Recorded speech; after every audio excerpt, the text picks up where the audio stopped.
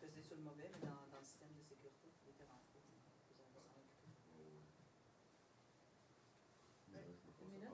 Une minute?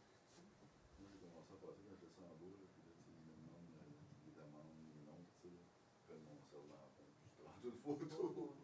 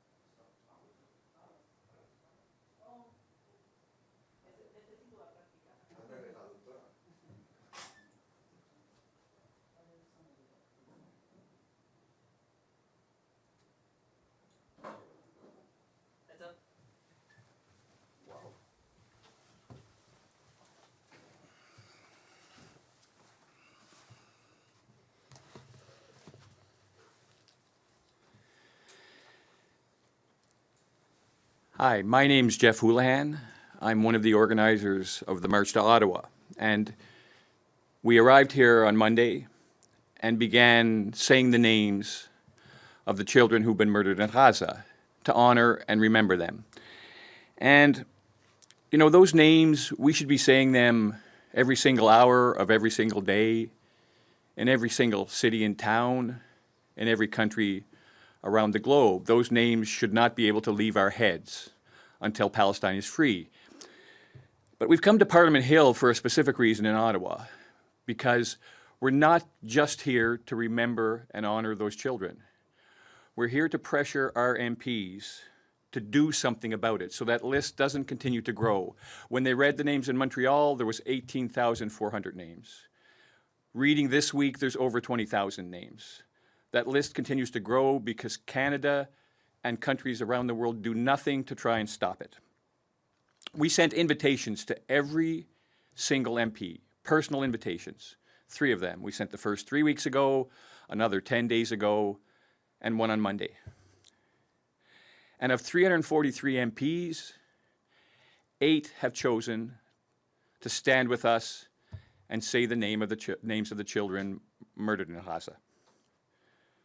So it will take me, but it's taken us 4 days reading from the youngest to the oldest to get to the 15-year-olds. 28 hours.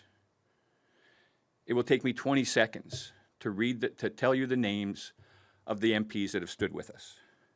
Alexander Boulris, Heather McPherson, Leah Gazan, Don Davies, Salma Zahid, Gord Johns, Jenny Kwan, and Sean Casey. 335 MPs decided they couldn't stand with us. This is a House of Commons 2 years ago who rose to give a standing ovation to a Nazi World War II war criminal. This is a House of Commons who on Monday could rise to their feet and give a standing ovation for Charlie Kirk, who, whatever else he is not an innocent. And they can't walk 100 steps from their office to stand with us. We don't need a standing ovation. To stand with us and say the names of children murdered in Gaza. And they tell us every day that they're doing all they can. We are being gaslit, Canada, because it's clear when they say they're doing everything they can't walk from their offices to stand with us and say names. And for Canadians who are still not sure who's right here, who say, well, what about Hamas? What about October 7th? At this point, you need to understand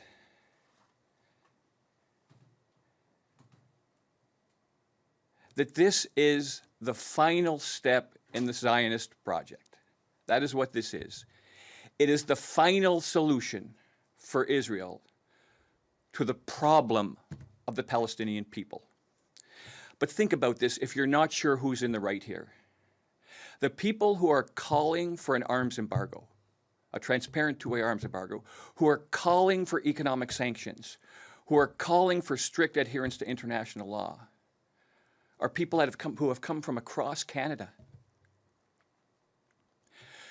to read the names of the murdered children of Gaza. We have a family here that has driven from Edmonton with their 4 kids just to bear witness. People from Ottawa taking time off their lunch, leaving early from work, coming in the evenings to stand with us and say those names.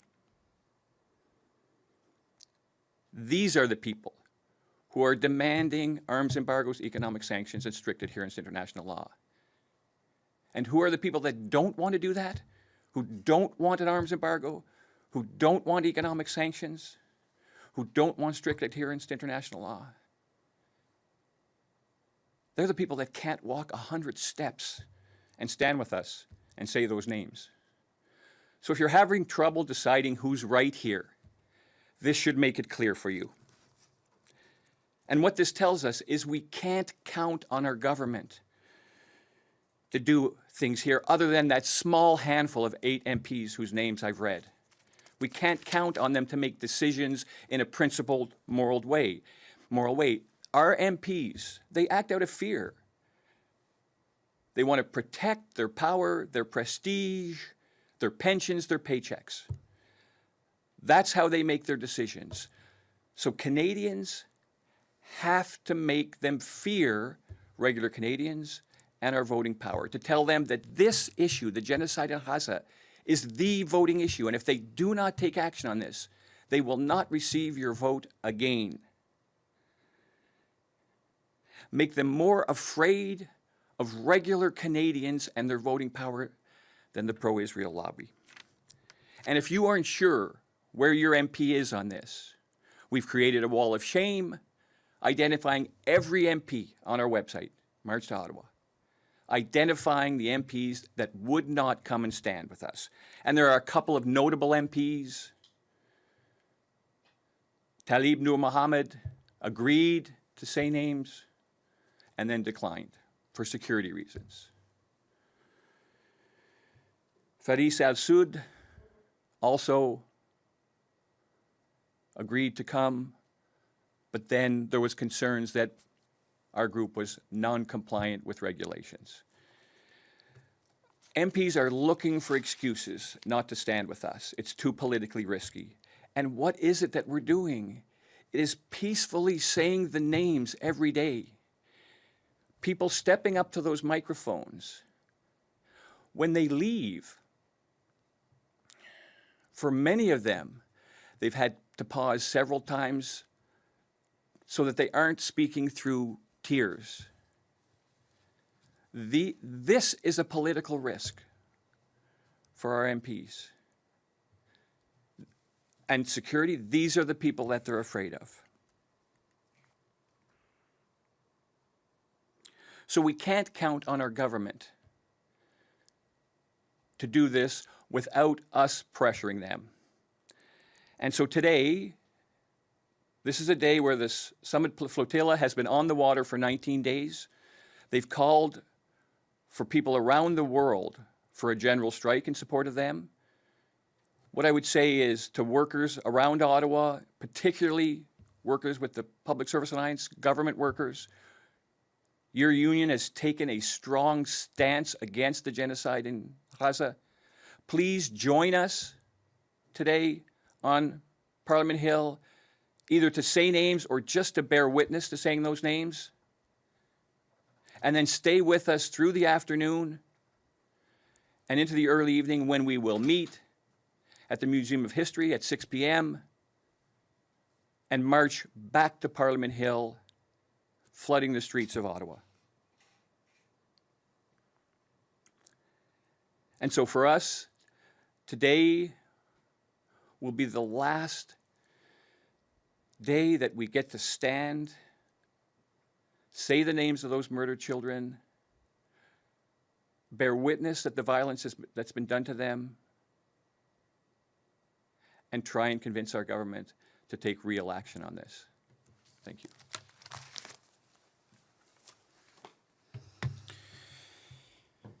Well, my name is Manuel Tapial. I'm a member of Palestine Vivra. I have a long history in solidarity with Palestine. I was member of the flotilla in 2010 when Israel attacked the Mavi Marmara, the flotilla in that year, and killing 10 of our colleagues in that assault. I was coordinator of the march, one of the coordinators of the march to Gaza from here, from Canada, where 100 people from different parts of Canada. We got to Egypt, we were detained, we were deported. In my case, I was 30 hours arrested by the national security in Egypt. I am one of those, like Jeff, and as many others, that we are asking for a better world, that we are asking for being able to live on peace and to guarantee a future for our kids. We are really committed and really determined to do our job through all the peaceful means that we can reach. It's like we did demonstrations, we did sit-ins, we did die-ins. It's like we were trying to raise awareness to the Canadian society, but not only in Canada, all over the world. There are millions of people all over the world saying, enough is enough. And it's like we don't feel heard by our governments. It's like the new number that is figuring out in different pamphlets and media is like 680,000 Palestinians dead. It's like, it's the worst, probably the worst thing that happened in my lifetime with 51 years old, to see streaming daily in all the social media, in all the news, all this carnage, and that indifference from the government is insulting, and it's an offense for humanity. It's like, they have to act. It's like now, as my colleague said, it's like there are 400 humanitarian workers, activists, and international observers in the Mediterranean Sea risking their lives when Israel has been threatening them to detain them with violence, to accuse them of terrorists. Anyone can imagine a kid like Greta Thunberg with 18 years old being a terrorist? When we saw one person like her doing an act of violence, to protest is an act of terrorism, but to send weapons to a country that is committing a genocide is acceptable. This is the world that we are living in. This is the world that we are able to accept. It's like, for me and for many people, millions of people in the world, that we prioritize the common sense and the peace. This is not acceptable for any government. We don't accept not doing anything and being accomplice of this genocide. Saying that, I want to thank to the people of Ottawa that during all this week has been showing up, has been bringing food, water, and taking care of the people who came from different parts of Canada. We really appreciate your support, your showing up. We were not feeling alone in all these days. I want to also thanks to the people that endorse this march, this action, as the Conseil National des Syndicats de l'Ottawa, for example, Independent Youth Voices, Palestine Youth Movement, and many others that I don't have the list now in my head. I'm very sorry if I forget you. because it's very important. It's like what we are seeing lately is a more diversity of people in our demonstrations.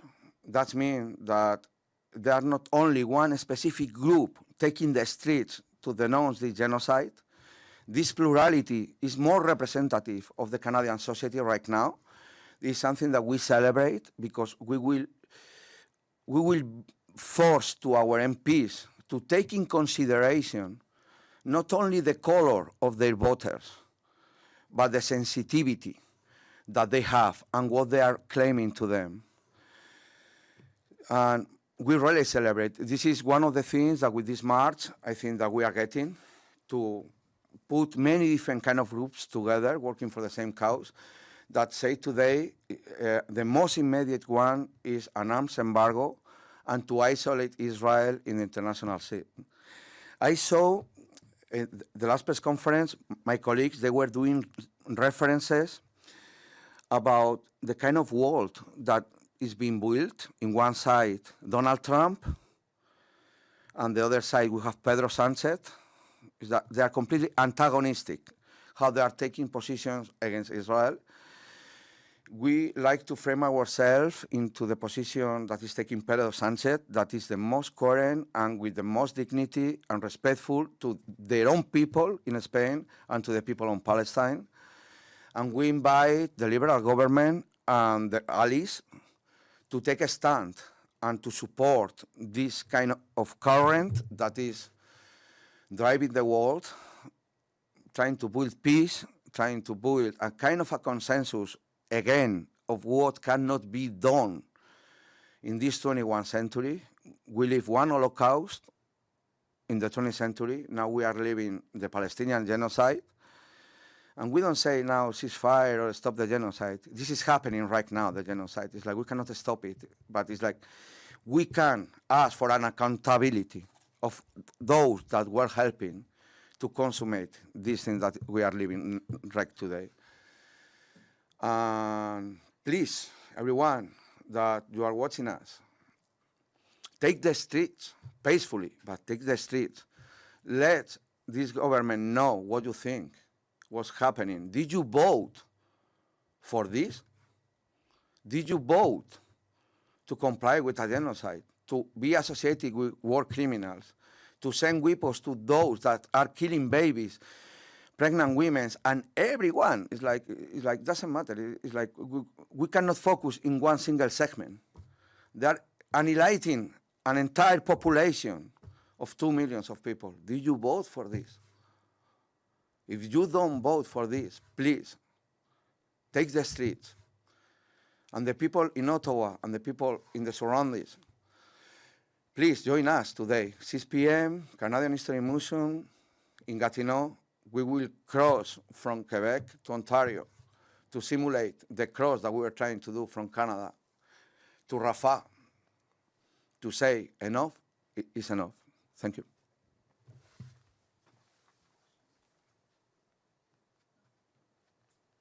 Thank you. This concludes the press conference. Merci, c'est ce qui conclut cette conférence de presse. Thank you very much.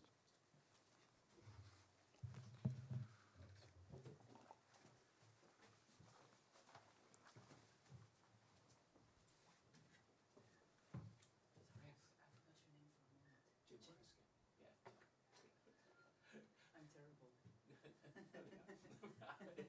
terrible.